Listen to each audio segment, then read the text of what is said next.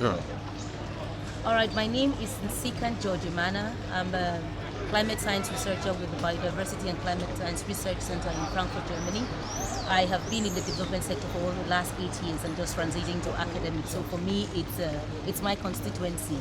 Talking about the ADF, in the last 3 days, what has come out is about discussions all centering around how African can increase funding for innovating, for financing transformative agenda. And most of these fundings are beginning to move from the from conventional means of mobilizing resources to looking at non-conventional means. So in the last 3 days, we've had discussions around illicit financing, how Africans can stop this, how the government could put a seal on this, could address the situation so that we can mop up funds. The last 3 days have also talked about issues around remittances, diaspora remittances. And we've also looked at how Africa can better use diaspora remittances, although there has been very critical issues about governance, whether we need to replace good governance with diaspora remittances. Does African government need to wait for their poor ones who go out to bring money for them to develop?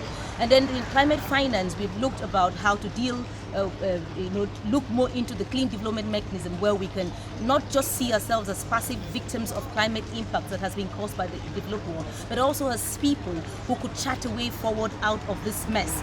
And therefore, we looked at emissions. How can we reintroduce low emission technologies in key areas like agriculture, like forestry, land use changes, where the African is a big agrarian society in this sector.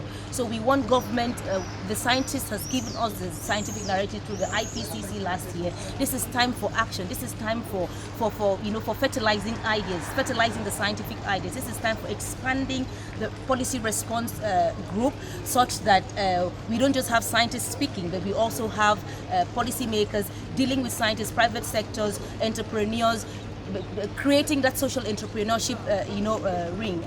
And then I see my take-home message is that I am sure Africans are well informed. Africans are taking the discussions away from personal level and up to the policy level, and there's hope for this continent. Thank you very much.